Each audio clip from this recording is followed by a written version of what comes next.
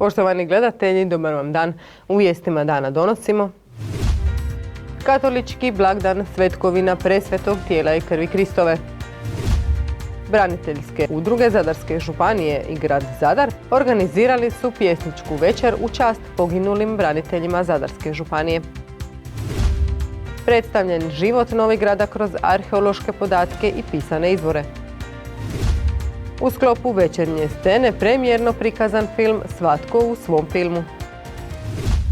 Katolici danas slave blagdan Tijelova. Tijelovo punog naziva Svetkovina presvetog tijela i krvi Kristove jedan je od značajnijih blagdana u katoličkoj liturgijskoj godini. Na blagdan Tijelova katolički se vjernici prisjećaju kako je Bog uzeo ljudsko tijelo da bi svima nama postao dohvatljiv i blizak. Tijelovo se slavi u četvrtak nakon Svetkovine presvetog trojstva ili jednostavnije 9. četvrtak nakon Uskrsa. I u katoličkoj crkvi se slavi već tamo 13. stoljeća. Naime, već u 8. stoljeću različiti crkveni oci, odnosno papa, nalaže kako bi bilo dobro još jedan dan u godini posvijestiti tu važnost Euharistije. Mi znamo da katolici redovito na veliki četvrtak spominju kao dan ustanovljenja Euharistije, ali upravo Svetkovina presvetog tijela i krvi Kristove nas podsjeća na taj dar ljubavi Gospodnje i s druge strane ona u samo središte svojeg stavlja to štovanje Euharistijskog Krista. Zbog toga se nužno uz blagdan Tijelova vežu redovito i te takozvane tijelovske procesije u kojem čitava crkva kao ona koja je putujuća, koji hoda ovim svijetom, navješta Gospodinovu ljubav time što hoda za Isusom Kristom koji je prisutan u presvetom oltarskom sakramentu. Na Tijelovo se slavi Isusova stvarna prisutnost u sakramenta Euharistije i šalje poruka da crkva živi od Euharistije, jer je Isus, koji je negoć hodao zemljom, sada prisutan u sakramentalnim prilikama i to tijelom, krvlju, dušom i božanstvom. Čini mi se da bi najvažnije bilo to da je ovo blagdan koji nam posvješćuje iznova da obnovimo svoju ljubav prema Euharistijskom Kristu. Da moramo doista biti svjesni Božje ljubavi koju nam je darovao u tom sakramentu, jer to je sami Krist, to je baš njegovo tijelo i njegova krv. I kada toga postanemo svjesni, onda znamo da doista blagujući to isto tijelo, blagujući tu istu krv, mi imamo život vječni, kako kaže to Isus Krist. I doista vjerni njegove riječi i slaveći ta njegova otajstva, možemo doista i mi sami postati oni koji će donositi pretvorbu ovome svijetu. Zato što se u euharistijskom slavlju događa upravo ta pretvorba. Kruh postaje Kristovo tijelo, vino postaje Kristova krv, tako i kršćani, blagujući Kristovo tijelo i krv, moraju postati oni koji će pretvoriti ovaj svijet na neki način svojom ljubavlju u već barem djelić neba na zemlji. Povodom blagdana Tijelova, koncelebrirano misno slavlje u 19 sati u katedrali Svete Stošije predvodit će zadarski nadbiskup Želimir Puljić. Potom i procesiju s presvetim oltarskim sakramentom do crkve Svetog Šime u Zadru, gdje će puku dijeliti blagoslov s presvetim. Ako vam je želja biti policajac ili policajka, sada je pravo vrijeme da tu želju i ostvarite. Ministarstvo unutarnjih poslova raspisalo je natječaj za spomenuto zanimanje. Interes je velik, stoga požurite s prijavom. Ministarstvo unutarnjih poslova traži pojačanje, a interes je velik. U tijeku je natječaj za upis polaznika i polaznica u program srednjoškolskog obrazovanja odraslih za zanimanje policajca/policajke u 2019. i 2020. godini. Natječaj traje od 1. ožujka do 31.7. Upravo zato da bi se i učenici koji sad završavaju srednju školu mogli prijaviti na natječaj. Prošle godine se na ovaj natječaj prijavilo 2500 mladih, od čega je njih 970 prošlo sva testiranja. Ove godine planiraju upis 750 polaznika, odnosno polaznica u program koji će započeti 9. rujna. Uvjeti su to završena 4-godišnja srednja škola, da osoba na dan 9. rujna ima manje od 28 godina, da su psihički i fizički spremni, da nisu članovi nijedne političke stranke i da su dostojni za obavljanje policijskog posla. A sam program traje godinu dana. Polaznici i polaznice će se po završetku ovog programa primati u radni odnos u Ministarstvu unutarnjih poslova, po policijskim upravama i drugim jedinicama, sukladno potrebama službe. Ministarstvo unutarnjih poslova će kao i prošle godine, sve te polaznike koji se prijave s područja ove županije i završe taj program, naravno bit će zaposleni na području Policijske uprave Ličko-senjske, znači neće ih se slati u neke druge policijske uprave. Ako volite svoju domovinu i ljude koji u njoj žive, želite dati svoj osobni doprinos zajedničkom napretku, ako imate samopouzdanja i volje za učenjem, iz Ministarstva unutarnjih poslova poručuju da je ovo pravo zanimanje za vas. Uoči Dana državnosti braniteljske udruge Zadarske županije i grad Zadar organizirali su pjesničku večer u čast poginulim braniteljima Zadarske županije.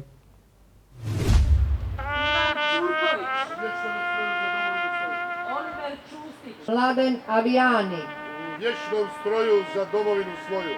Mate Bačić, u vječnom stroju za domovinu svoju. Oso Nekić. Oni su Hrvatska, njima je dugujemo. Pjesnička je večer posvećena poginulim braniteljima Zadarske županije, a u prigodi proslave Dana državnosti koji se obilježava 25. lipnja. Pravi temelj naše državnosti je praktički Domovinski rat i da taj Domovinski rat moramo vrednovati i kroz knjige, i kroz mladež, i kroz naš život. Uoči Dana državnosti, uoči Dana 112. brigade, prisjetit ćemo se svih poginulih branitelja Zadarske županije i ne samo njih, nego svih 15.000 poginulih Hrvata za slobodu i neovisnost zemlje Hrvatske.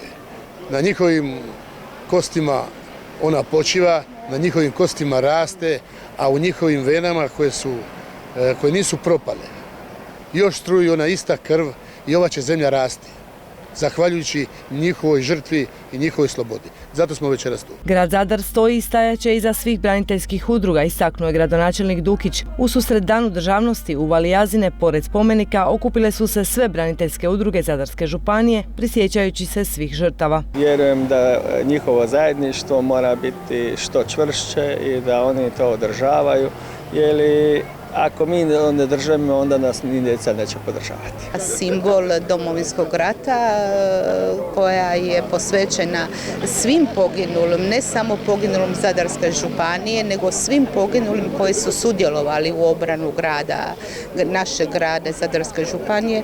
Eto, i zahvalni smo da se ovako nešto može događati. Moramo dati dignitet, ovaj park se treba zvati park branitelja i na neki način osmisliti kako će on u budućnosti izgledati, ali ovo je poticaj svima da razmišljaju o toj temi. Najmanje što možemo učiniti je sjetiti se njihovih imena i pokloniti se njihovim sjenama, istaknuli su na pjesničkoj večeri u čast svim poginulim braniteljima. Gotovo je nemoguće u starogradskoj jezgri naći javnu površinu koju barem djelomično ne zauzimaju terase, odnosno štekati ugostiteljskih objekata. Pažnju na to da ih ima i ilegalnih skrenula je SDP-ova gradska vijećnica Danijela Vukoša te prozvala gradske vlasti za sustavnu nebrigu o javnom dobru. Prestali smo biti grada, postali jeftina turistička destinacija. Riječi su gradske vijećnice Danijele Vukoše, izrečene na gradskom vijeću. Smatra da u gradu ne postoji sustavna briga o javnom dobru. Naime, osvrnula se na slučaj postavljanja stolova na bačvama bez dozvole. U bilo kojem drugom gradu Europske unije da se tako nešto dogodi, na teren, vjerujem, ne bi izašli komunalni redari, nego hitna pomoć. Jako je tužno zapravo na što smo spali, to zapravo traje godinama. I ono što je poražavajuće prihvaća se kao nešto normalno. Moja inicijativa ide prema vama, prema gradskoj upravi, da napokon počnete raditi svoj posao, između ostalog brinuti se za javno dobro koje pripada svima nama, građanima i građankama grada Zadra. O slučaju ilegalnog korištenja javnih površina pročelnik Upravnog odjela za gospodarenje gradskom imovinom rekao je kako je komunalno redarstvo isti dan izašlo na teren. I postupilo je po svojim ovlastima. Što se tiče legalnosti korištenja te javne površine, ona se koristila ilegalno samo jedan dan. Nisu podnijeli u tom roku nikakav prijedlog, podnijeli su ga par dana kasnije.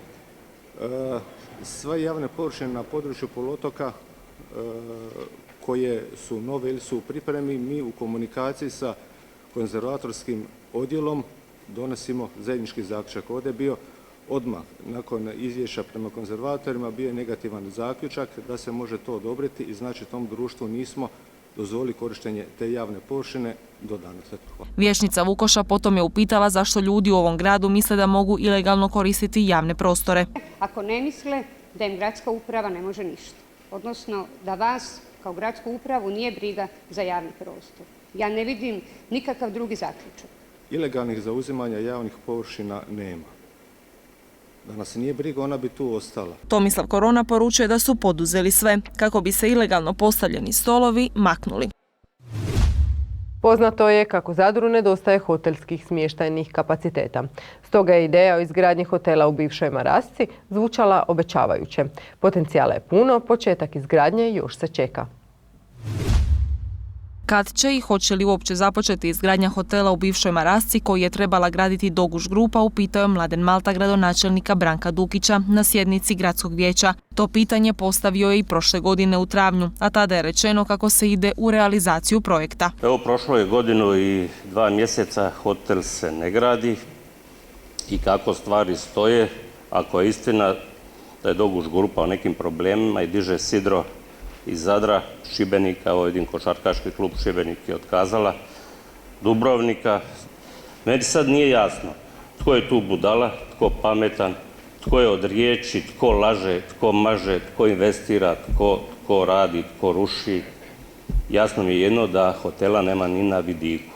Prije jedno 3-4 mjeseca, kad sam se, zapravo im tako 3 mjeseca sa gospodinom Burakom, Burak je nagovijestio tada da se u tu realizaciju ide. A sad, evo, s obzirom da ste me podsjetili, možda ću ga ja obiđem pa ga pitam. Ali neosporne stvari stoje da tada, kad se moglo napraviti i kad je novca bilo je puno protesta. Kad investitor osjeti da je nepoželjan, onda i ne ulaže. Koji i kakvi god razlozi bili, početak izgradnje hotela još se čeka. Arheološki muzej Zadar organizirao je predavanje Lovre Lučića Novigrad, grad na granici, u kojem je predstavio život Novigrada kroz arheološke podatke i pisane izvore. Povijest i arheološki nalazi govore o bogatoj povijesti Novigrada od prapovijesti do 17. stoljeća. Novigrad. Gradić smješten na južnoj obali Novigradskog mora.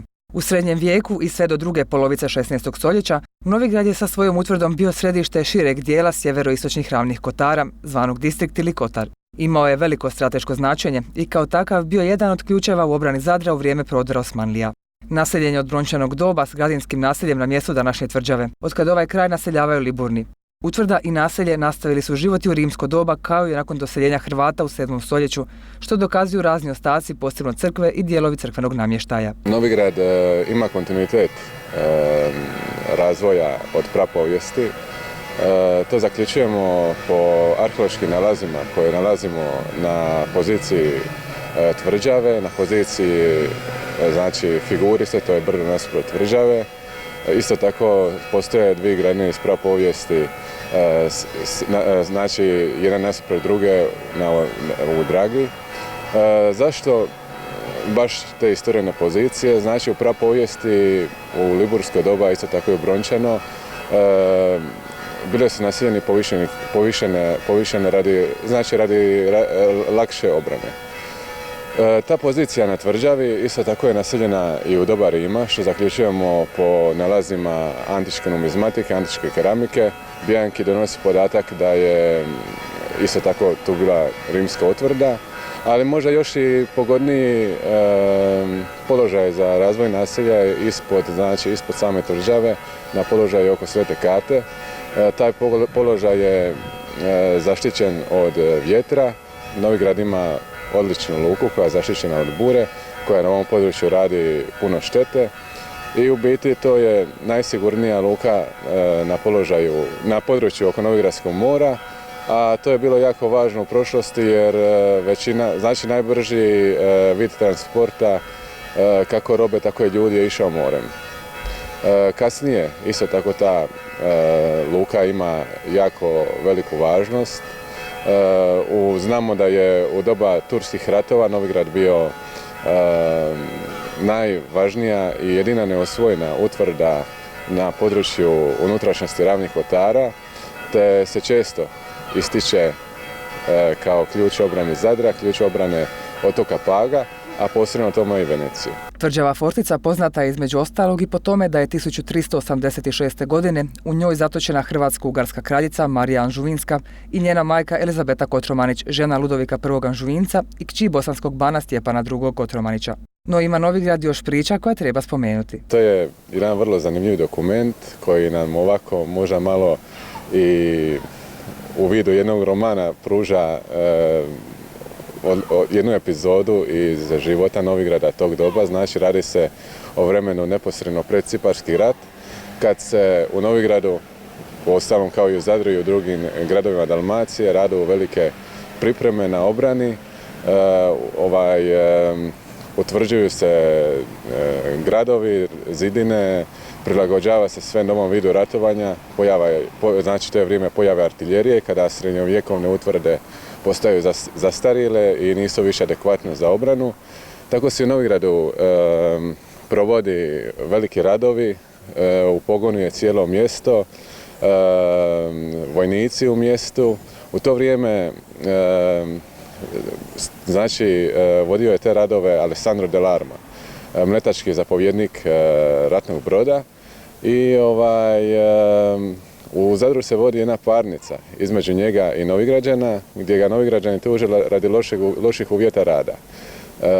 Alessandro Dell'Arma kaže da je Novigrađanima osigurao sve što je bilo potrebno za rad, hranu, vino Malvaziju, što je isto zanimljivo. Kao jedno, znači, da li to znači da je se u Novigradu uzgajala Malvazija, možda je bila uvezena. Te Novigrađani u biti tuže se na njega, a o svemu svjedoči Juraj Matasović, vlasnik utvrde koja se nalazila na obali, koja služila za obranu samog mjesta, te su u njemu kao vojnici bili Novigrađani, dok su u tvrđavi bili znači profesionalci sa područja Mletačke republike, Talijani i ostali. Juraj Matasović je posvjedočio da su Novigrađani bili vrijedni, da je vidio svih da rade, Novigrađane i vojnike iz tvrđave, jedino nije vidio Alessandra Dell'Armu, jer je cijelo vrijeme stajao u svojoj kuli, ali ipak je posvjedočio da je napravljeno sve što je bilo potrebno na utvrđivanju mjesta i tvrđave. Valja još napomenuti kako se dogodine obilježava i 800 godina od kad se Novigrad prvi put spominje u zapisima kao Castrum Novum. Tim povodom bit će održan i veliki skup. Kazalište Lutaka Zadar i dramska radionica Donatolina 2 organizirali su premijerno prikazivanje filma Svatko u svom filmu.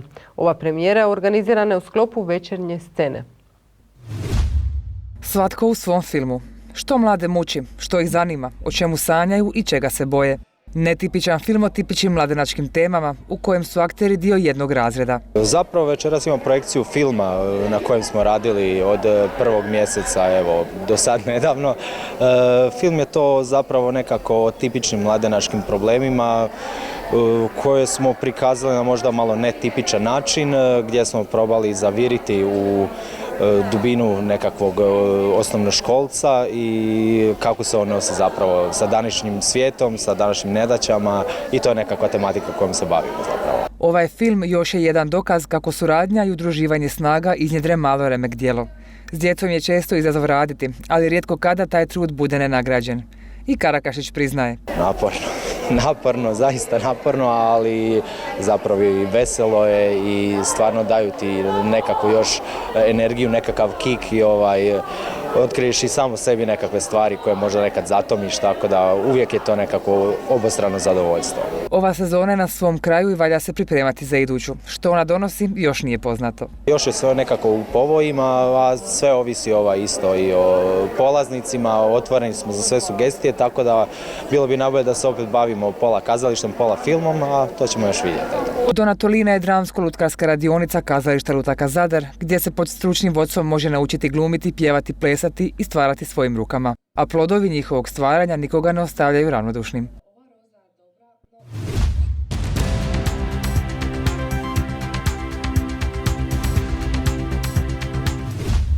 Sunčano i vruće vrijeme obilježilo je današnji dan. Mnogima je započeo produženi vikend, a kako nas vrijeme očekuje, pogledajte u vremenskoj prognozi.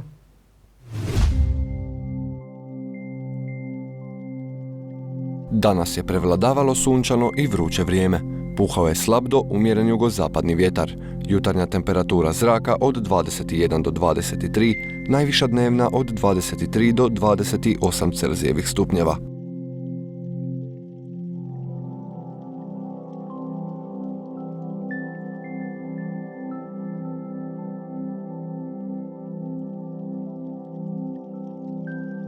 Vrijeme sutra sunčano, puhat će slab do umjeren zapadni vjetar. Jutarnja temperatura zraka od 21 do 23, najviša dnevna od 23 do 28 Celzijevih stupnjeva.